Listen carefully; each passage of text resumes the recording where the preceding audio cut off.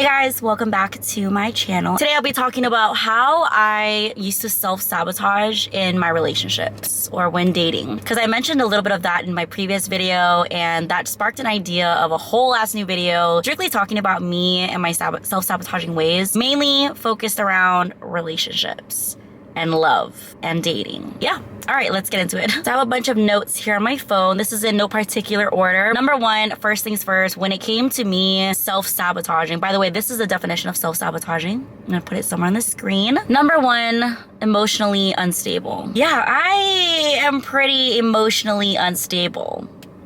I don't know why I am like that. Let's just say I'm a very emotional person. For many years, I've reacted based off of my emotions, which is something that I'm still struggling with till this day, to not react on how I'm feeling. Emotions come and go, they're unwavering. It's like a roller coaster, and you should never make big decisions based off of how you feel, to a certain extent, and that was one of my biggest mistakes. Another thing that I used to struggle with when it came to self-sabotaging is just having a wandering mind, ruminating mind, a mind that just assumed. That's not a good thing either. And that was hard for me because, especially when you have a very creative mind and imagination, you can only imagine the type of shit that I would imagine in my mind. I'm not gonna go into detail just because I don't want to keep bringing up past information and past details, but there were so many situations where I thought crazy ass shit in my mind. And I'm sure we can all relate, right? Like all of us crazy girls, you guys know how it is, right? Like we imagine the most craziest shit and we basically do that to ourselves. And that's why that's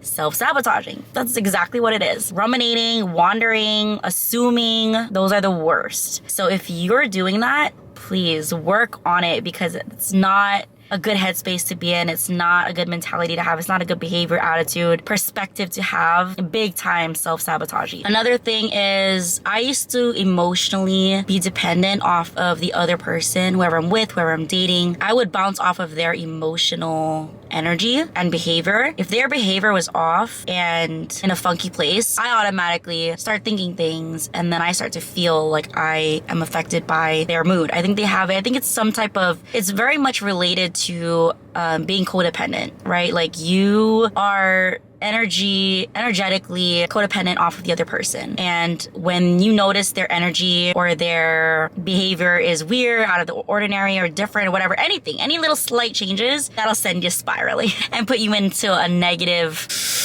headspace. But yeah, I was very much like that, emotionally dependent on the other person's energy and behavior, which is not a good thing.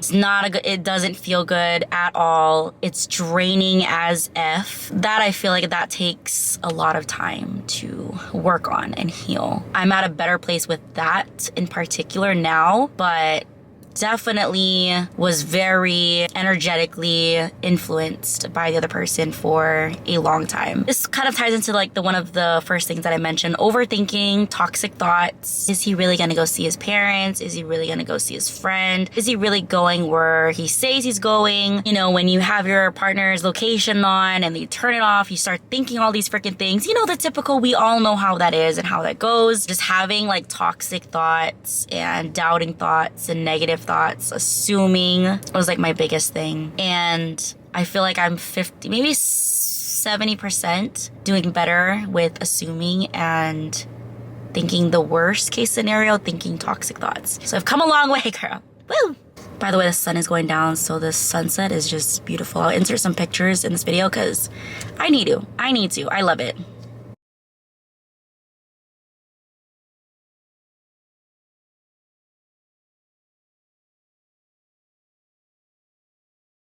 Not trusting.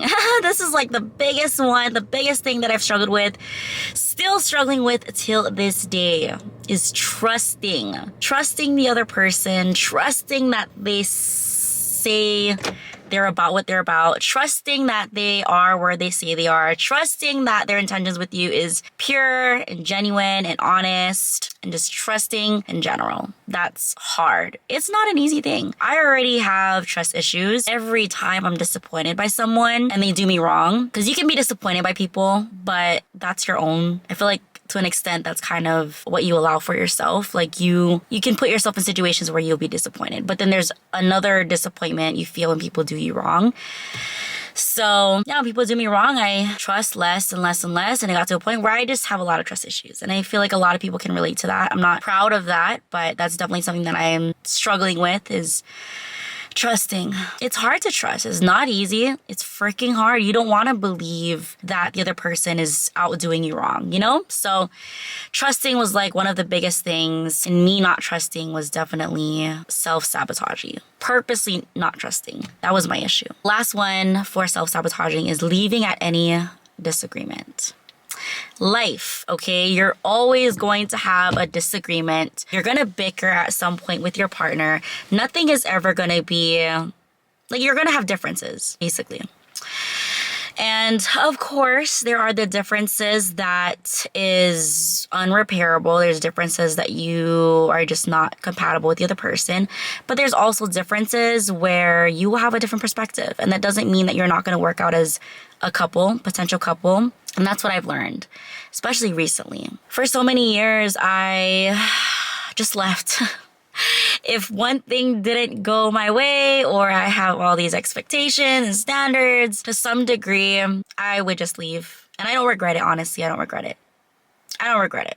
Have I potentially... No, I'm not even going to say that because I feel like what's meant to happen will happen. And there's a lot of things that happen that was supposed to happen. Leaving at any small disagreement is definitely self-sabotaging. To some extent, it's a good thing to be aware and to get yourself out of situations that you truly don't want to be in and you don't deserve to be in. But there's also situations where it's like, okay, what are you? It's not about you and the person beefing against each other. It's more of like, how can you two work around and work through the problem at hand, the difference at hand. And is it a difference that you both can work on together and understand and move forward with?